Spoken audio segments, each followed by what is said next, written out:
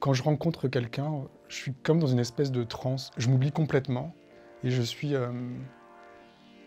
dans un état un peu second en fait, où je ne fais qu'écouter et surtout je me régale de ce que les gens me disent.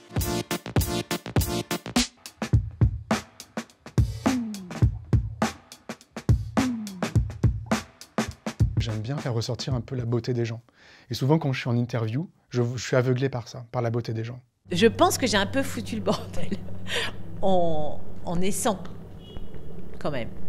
Ma mère me disait, par exemple, que quand j'étais dans son ventre, elle m'appelait le diable. Donc en fait, tu te dis que c'était quand même très violent pour elle, quoi. Mais en tout cas, elle me disait, je t'ai aimé quand tu as été dans mes bras. Quand je rencontre des gens, surtout au hasard, comme ça, euh, pour moi, à un moment, ça devient comme de la littérature. Il y a une dramaturgie naturelle, en fait, qui émerge du récit des gens. Tout le monde a une vie incroyable. Sauf qu'on n'a pas l'habitude de se raconter. Et moi, je vois même avec mes amis ou ma famille, en fait, oui, les gens connaissent ta vie un petit peu, mais pas tout, en fait. Et moi, j'aime bien faire tout raconter.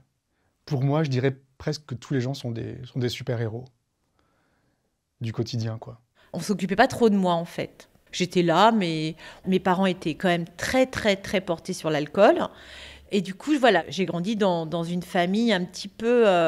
par exemple, l'alcool faisait que mes parents se mettaient à se coucher à 17h. Chez moi, à 17h, il n'y avait plus personne d'adulte dans la maison, parce que tout le monde dormait. Donc moi, je me souviens, petite, j'étais vraiment beaucoup chez mes copines. Pour interviewer des gens inconnus, il faut beaucoup les écouter.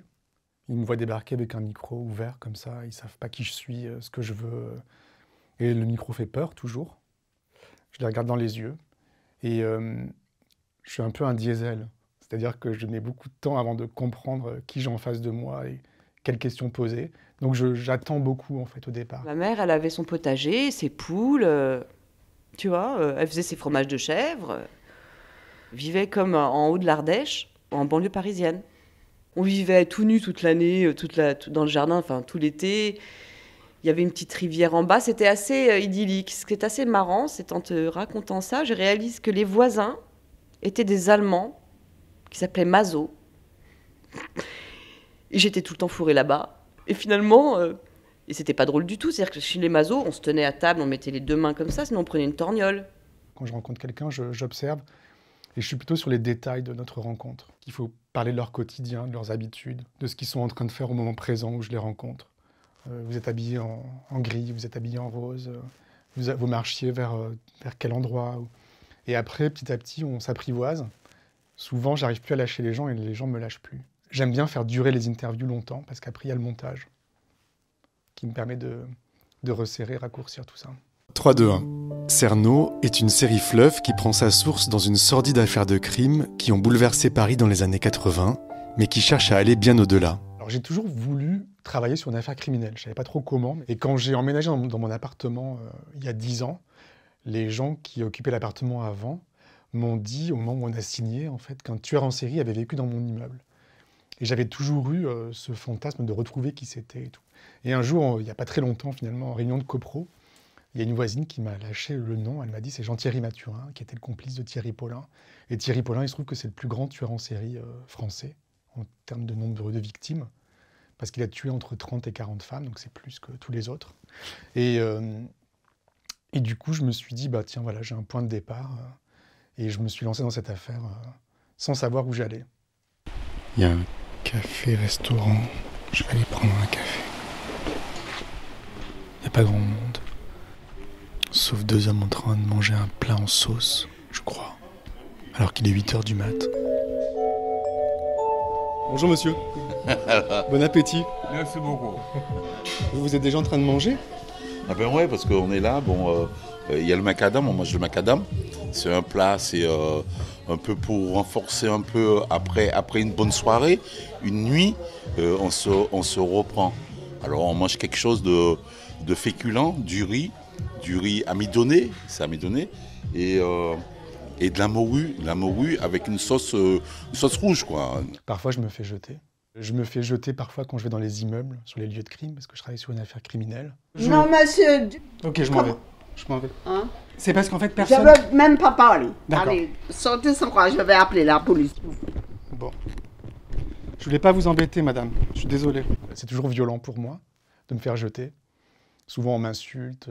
On me dit qu'on veut pas de journaliste. Et on me sort une petite insulte. Mais bon, finalement, je m'en remets, quoi. Et je le laisse toujours au montage. Parce que ça raconte quelque chose, en fait. Surtout, ça montre la spontanéité de nos rencontres, en fait. D'arriver micro ouvert comme ça et de poser toutes les questions. C'est une affaire criminelle qui a déjà été résolue il y a 35 ans. On a trouvé le coupable, il est mort.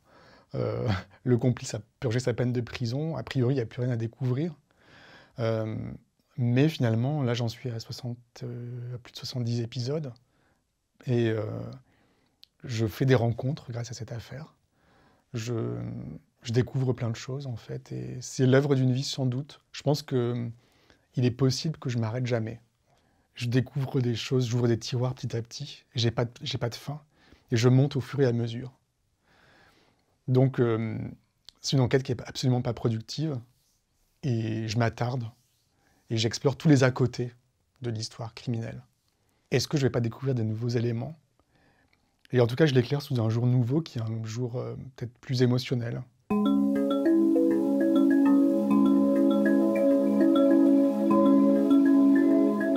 Quand j'ai commencé à faire du podcast, c'était plus des petits trucs de 5 minutes que je devais faire vite. J'en pouvais plus de Radio France. Je me sentais pas libre. Il fallait tout le temps que je convainque mes supérieurs que j'avais des projets ou que les gens anonymes étaient importants à écouter. Personne n'a jamais vraiment compris. Attention, j'ai adoré travailler à Radio France. Ça m'a formé. J'ai travaillé avec des gens exceptionnels qui m'ont transmis beaucoup de choses. Sauf qu'à un moment, je me sentais un peu à l'étroit, quoi. Donc j'en avais marre de lutter. Et un jour, je me suis dit, je m'en vais. Et je ne savais pas du tout ce que j'allais faire après. Merci à tous ceux qui m'accompagnent sur patreon.com/Cerno. Ils me permettent de financer ce travail indépendant et autoproduit. Et en contrepartie, ils reçoivent la possibilité de participer activement à cette aventure au long cours et d'accéder à des épisodes inédits. Je n'arrive à travailler que quand je suis seul, que je ne suis pas dérangé. Je passe beaucoup de temps au montage. Et j'ai besoin vraiment aussi d'être seul maître à bord, de construire moi-même ma narration. J'ai toujours peur de l'arrivée d'un actionnaire ou d'un rédacteur en chef qui me dirait « Non, mais ça ne va pas du tout ce que tu fais, ça n'a pas de sens, en fait. Il faut que tu ressentes, que tu resserres. » Le podcast, c'est la liberté, une liberté de ton. Et surtout là, j'ai à convaincre personne. En fait, je n'ai de compte à rendre qu'à mes auditeurs.